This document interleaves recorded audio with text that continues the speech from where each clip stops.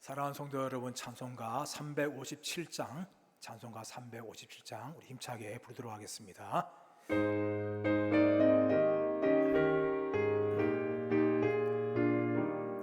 주 믿는 사람 일어나 다 힘을 합하여 이 세상 모든 마귀를 다 쳐서 멸하세.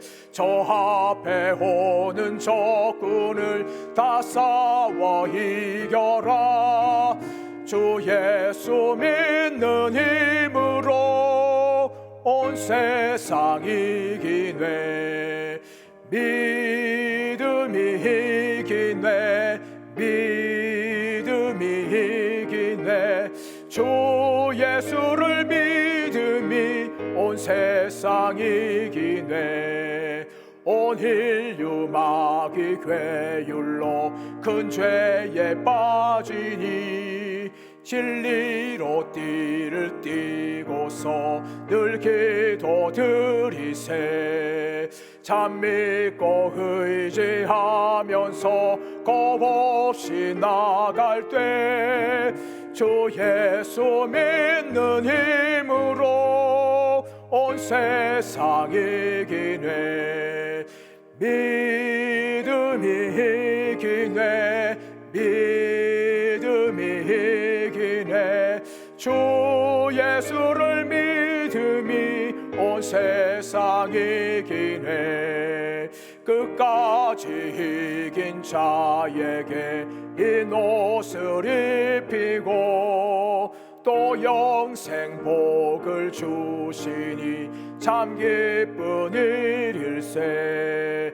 이 어두운 세상 지나서 저 천성 가도록 주 예수 믿는 힘으로 온 세상 이기네. 믿음이 이기네. 믿음이 이기네. 주 예수를 믿음이 온 세상 이기네.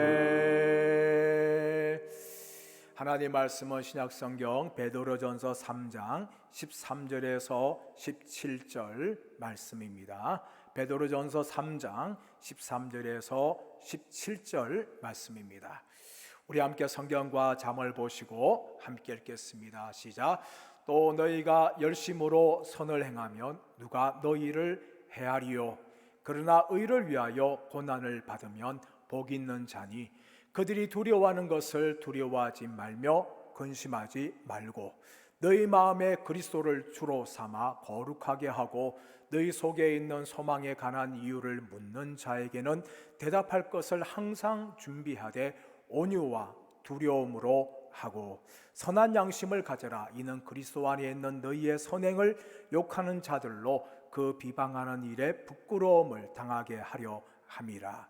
선을 행함으로 고난 받는 것이 하나님의 뜻일진데 악을 행함으로 고난 받는 것보다 나으니라. 아멘. 베드로 전서는 계속해서 핍박 중에 있는 성도들에 대해서 위로하고 격려하고 있습니다. 오늘 본문의 말씀은 핍박 중에 있는 성도들이 내적으로 어떤 자세를 가져야 하며 그리고 외적으로 어떤 자세를 가져야 할지에 대해서 사도 베드로는 권면하고 있습니다. 먼저 13절 이하 말씀 보시면 사도 베드로는 내적으로 성도들이 어떤 자세를 가지고 있어야 될지를 말하고 있습니다. 13절을 보면 누가 선을 행할 때에 누가 너희를 해하리요? 라고 묻고 있습니다. 이것은 수사적인 질문이죠. 일반적으로 봤을 때 선을 행하면은 그 사람은 해를 당하지 않습니다. 사랑하는 여러분, 선을 행하는 사람들에게 사람들은 무엇을 줍니까? 상을 주지요. 칭찬을 줍니다. 그런데 이 선은 무엇을 말합니까? 바로 예수 그리스도를 믿는 믿음을 말하는 것입니다. 그리스도인들이 예수님을 믿는 믿음으로 나아갈 때에 반드시 상을 받아야 되지만 세상 사람들이 주는 것은 바로 고난과 핍박이라는 것을 말하고 있습니다. 14절 말씀 보시면 의를 행함으로 고난을 받는 자들을 위로하고 있습니다. 그들에게 복이 있다라고 사도 베드로는 선언합니다. 이것은 무엇을 말합니까? 핍박 중에 있는 성도들이 하나님의 백성이라는 것을 강조하고 있습니다. 사도 베드로는 핍박 가운데 있는 성도들을 위로하면서 그들이야말로 진정한 하나님의 백성이라는 것을 강조하고 있습니다. 여러분, 마태복음 5장 12절 말씀에 의를 위하여 핍박받는 자는 복이 있나니 그들이 하나님의 아들이라고 말하고 있습니다. 천국이 저들의 것이라고 말씀하고 있습니다. 여러분, 핍박받는 자들에게 무엇이 주어집니까? 바로 천국입니다. 천국은 누가 들어갑니까? 하나님의 자녀들이 들어가는 것입니다. 그러므로 사도 베드로는 핍박받고 있는 성도들이 고난받고 있는 것, 핍박받는 것이 바로 복 있는 사람, 즉 다시 말하면 천국의 상속자라는 것을 강조하고 있습니다. 그리고 더 나아가서 내적으로 그들이 두려워하는 것을 두려워하지 말고 마음에 근심하지 말라라고 사도 베드로는 격려하고 있습니다. 여기서 말하는 그들은 누굽니까? 바로 세상 사람들입니다. 그리스도인들 핍박하는 불신자들입니다. 그들이 두려워하는 것을 두려워하지 말라 말합니다. 여러분, 세상 사람들은 무엇을 두려워합니까? 이 땅의 것들에 대해서 두려워하지요. 더 많이 가지지 못하는 것, 더 오래 건강하게 살지 못하는 것, 더 높은 자리에 올라가지 못하는 것, 이런 것에 대해서 두려워하면서 살아갑니다. 그러나 그리스도인들은 그것을 두려워하지 말아야 합니다. 그리고 더 나아가서 세상으로 받는 핍박에 대해서도 두려워하지 말라라고 사도 베드로는 권면합니다. 그리고 더 나아가서 근심하지 말라라고 말하는 것입니다. 이 근심하다라는 헬라 단어는 타르타소라는 단어입니다. 그래서 마음이 산란하게 분잡하게 흔들린 것을 말하며 쩔쩔매는 것을 말합니다. 여러분, 사도 베드로는 성도들에게 무엇을 권면합니까? 핍박받을 때에 마음이 혼란하지 말고 쩔쩔매지 말라라고 말합니다. 여러분, 핍박받을 때 누가 근심하지 않을 수가 있겠습니까? 그러면 사도 베드로는 권면하고 있는 거지요. 너희가 핍박받을 때에 너희를 핍박하는 사람들을 두려워하지 말고 그들로 인하여서 근심하지 말라라고 권면합니다. 그렇다면 여러분, 어떻게 핍박받는 성도들이 두려워하지 않으며 마음에 근심하지 않을 수 있습니까? 15절에 그 비결이 나오고 있습니다. 그리스도 예수를 주로 삼아 거룩하게 하라고 말합니다. 여러분, 그리스도인들은 바로 예수 그리스도를 나의 구주로, 나의 주인으로 섬기는 사람들입니다. 여러분, 그리스도인들은 하나님의 백성이며 또 예수 그리스도의 종입니다. 또 예수님은 우리의 주가 되십니다. 그러므로 사도 베드로는 예수 믿는 사람들이 바로 예수 그리스도를 주로 삼은 자들이기 때문에 두려워하거나 근심하지 말라라고 말합니다. 여러분, 세상 사람들 또 세상의 많은 것들을 우리의 주인으로 섬길 때에 우리는 두려워할 수밖에 없고 근심할 수밖에 없습니다. 왜냐하면 세상에 있는 것들은 영원한 것이 아니기 때문입니다. 또 우리를 끝까지 지킬 수 있는 것도 아니기 때문입니다. 여러분, 세상에 있는 모든 것들은 다 유한한 것들이며 약한 것들이며 쇠약해지는 것들입니다. 그러나 우리가 주인으로 섬기는 예수 그리스도는 만왕의 왕이시며 만주의 주가 되십니다. 그 예수님께서 우리의 주인이 되어서 우리의 평생과 평생 동안 함께하여 주시고 우리를 지켜주시고 보호해 주시는 분이십니다. 예수님은 결코 우리를 떠나지 아니하시며 우리를 버리지 않는 주인이기 때문에 우리는 결코 두려워하거나 근심할 필요가 없습니다. 얼마 전에 중국에 버려진 반려견을 보았습니다. 그 반려견은 한국 사람이 버리고 놔두었던 반려견입니다. 3년 동안 주인이 떠나갔는데 불구하고 이 반려견은 3년 동안 주인이 있는 아파트에 찾아와서 서성되었습니다. 오전 10시와 오후 4시가 되면 언제든지 와서 자신을 버리고 간 주인이 돌아오기를 기다리면서 항상 그 자리에 머물렀습니다. 그것을 본 중국 사람들이 안타깝게 여겨서 그 반려견에게 음식을 주고 또 그 반려견이 아프면 병원에 데려가고 돌본 그런 기사를 본 적이 있습니다. 여러분, 우리 사람을 주인으로 섬길 때에, 이 세상을 주인으로 섬길 때에 우리는 버림을 받을 수밖에 없습니다. 그것이 인생입니다. 여러분, 서문화의 감독이었던 폴리갑은 자신이 마지막 순교당할 때 무엇이라고 고백하였습니까? 로마 군인들은 네가 한 번만 예수를 부인하면 너를 살려주겠다라고 제안하였습니다. 그러나 서문화 감독이었던 폴리갑은 내가 평생 동안 86년 동안 예수님은 나의 주인이셨습니다. 그 예수님은 나를 한 번도 버리지 않으셨고 나를 섭섭하게 하신 적이 없었습니다. 그런데 어떻게 내가 나의 주인이신 예수님을 부인할 수 있겠습니까? 라고 말하면서 당당히 순교의 제물로 그는 사라졌습니다. 사랑하는 여러분, 우리의 주인 되신 예수님은 어떤 분이십니까? 우리를 떠나지 아니하시고 우리를 버리지 아니하시고 결코 우리를 섭섭하게 하시는 분이 아니심을 믿습니다. 우리는 그 예수님을 우리의 주인으로 섬기기 때문에 세상에 어떤 핍박이 온다 할지라도 결코 두려워하거나 근심하지 말아야 될 줄 믿습니다. 이제 사도 베드로는 더 나아가서 외적으로 어떤 자세를 가져야 할지에 대해서 15절 이하에서 말하고 있습니다. 첫 번째는 무엇입니까? 우리 안에 있는 예수님을 믿는 소망에 관해서 대답할 것을 항상 준비하되 온유와 두려움으로 하라고 말합니다. 여러분, 우리 안에는 예수님을 믿는 믿음의 고백이 있습니다.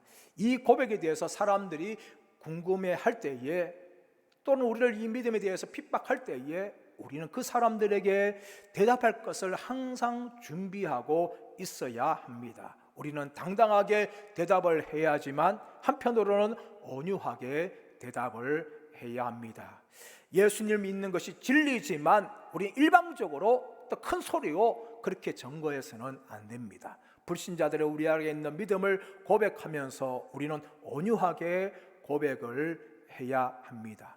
또 안 믿는 사람들은 무시하거나 또 일방적으로 지옥이라고 선포해서는 안 됩니다. 우리는 복음에 대해서 담대하게 증거해야 하지만 온유한 자세로 그들에게 나아가야 합니다.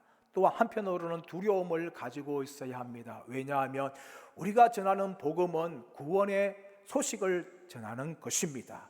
우리는 진리를 전합니다. 우리가 이 구원의 복된 소식인 전하면서 우리는 우리를 통하여서 믿지 않는 사람들이 정말 예수님께 돌아오기를 간절히 바라야 합니다. 또 그것을 통해서 주님이 우리를 사용할 수 있도록 우리 자신들을 내어드려야 합니다. 그것이 바로 우리 안에 있는 복음의 진리, 믿음에 대해서 온유함과 두려움으로 증거하는 모습입니다. 그리고 더 나아가서 우리 안에는 선한 양심을 가지고 우리는 살아가면서 이 선한 양심이 밖으로 드러나야 합니다. 왜 그렇게 해야 합니까?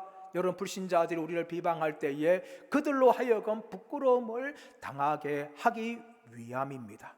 여러분, 여기 나오는 선한 양심은 여러분 일반적인 사람에 있는 양심이 아닙니다. 이것은 거듭난 양심입니다.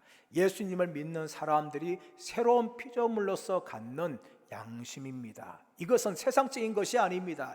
이것은 인간적인 것이 아닙니다. 하나님께서 주신 거듭난 마음입니다. 이런 마음 가지고 우리는 가지고 살아가야 합니다. 그리고 이런 마음이 외적으로 불신자들에게 증거되어야 합니다. 이렇게 살아갈 때 우리는 비방을 받을 수 있습니다. 그러나 결국은 우리를 비방하는 사람들이 부끄러움을 당하게 되는 것입니다. 이제 사도 베드로는 우리가 고난받는 것이 하나님의 뜻이라고 말합니다. 선을 행함으로 고난받는 것이 하나님의 뜻이다 라고 말합니다. 여러분, 예수 믿는 우리들은 여러분 핍박과 박해를 여러분 우리가 괜한 것이라고 생각해서는 안 됩니다. 예수님을 믿는 사람들에게는 언제든지 찾아올 수 있는 것이 바로 믿음의 고난, 핍박과 박해입니다. 이것이 바로 하나님의 뜻이라고 말합니다. 여러분, 예수 그리스도께서는 바로 이 길을 걸어가셨습니다. 우리를 위해서 하나님의 아들이신 예수님께 이 땅에 오셨습니다. 그런데 그 예수님은 수많은 인간들로부터 박해와 멸시를 받으셨고 또 채찍질 당하셨고 또 십자가에 죽으심을 당하였습니다. 여러분, 그것이 바로 예수님이 이 땅에서 걸어가신 길이었습니다. 그리고 수많은 믿음의 선배들도 이런 핍박의 길을 걸어갔습니다. 믿음의 길을 걸어가면서 수많은 기쁨과 영광도 누렸습니다. 그러나 한편으로는 수많은 핍박을 받으면서 이 땅의 삶을 살아갔습니다. 여러분, 그것이 바로 우리를 향한 하나님의 뜻이라고 말하면서 사도 베드로는 악을 행함으로써 고난받는 것보다 낫다라고 말합니다. 우리는 선을 행하면서 이 땅에서 고난을 받아야 될 존재입니다. 우리의 믿음 때문에 핍박과 박해를 받아야 합니다. 그러나 한편으로 우리의 잘못이나 우리의 죄로 인하여서 핍박을 받아서는 안 된다고 사도 베드로는 우리에게 말하고 있습니다. 사랑하는 여러분, 믿음의 사람들은 이 땅의 삶을 살아가면서 결코 평범하지 않은 길을 걸을 수밖에 없습니다.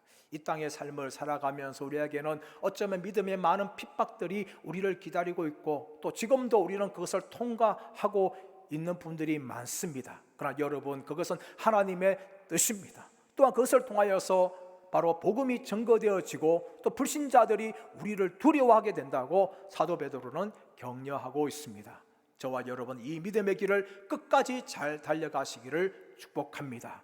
믿음으로 말미암아 어떤 고난을 만나다 할지라도 여러분, 결코 주저앉거나 포기하거나 물러서지 마시고 당당하게 믿음으로 승리하시는 저와 여러분 되시기를 예수님의 이름으로 축원합니다. 우리 합심하여 기도하기를 원합니다. 교회를 위해서 기도하고 대구 땅과 나라 민족을 바라보면서 합심하여 주님 부르고 기도하겠습니다. 주여, 주여, 주여.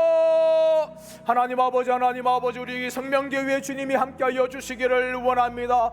모든 예배와 모임이 정상화되고 힘써 모이며 뜨겁게 기도하는 교회가 되게 하여 주옵시기를 원합니다. 성도들의 가정과 기업과 직장을 축복하시고 모든 닫힌 문을 열어 주옵시기를 원합니다. 코로나19로 인해서 수많은 어려움들을 겪고 있습니다. 경쟁을 겪고 있습니다. 주여 불쌍히 여기옵시고 하늘물질 허락하여 주옵시기를 원합니다. 약한 성도들 믿음을 붙잡아 주시고 환우들을 치료하여 주옵시기 원합니다. 강건케 하여 주옵소서, 회복시켜 주옵소서, 주님이 고쳐 주옵시기를 원합니다. 주일학교와 청년부에 새로운 부흥을 허락하여 주옵시기를 원합니다. 다음 세대를 살려주시고 다음 세대를 충만케 하여 주옵시기를 간절히 원합니다. 대구 땅을 위하여 기도합니다. 하나님 아버지, 코로나19가 속히 종식되게 하여 주시고 확진자들을 치유하여 주옵시기를 원합니다. 수고하는 공무원들과 어린이들을 강건케 하여 주옵 붙잡아 주옵시기를 원합니다. 학생들 학업이 정상화되게 하여 주옵소서, 기업들 어려움을 잘 이겨내게 하여 주옵시기를 원합니다.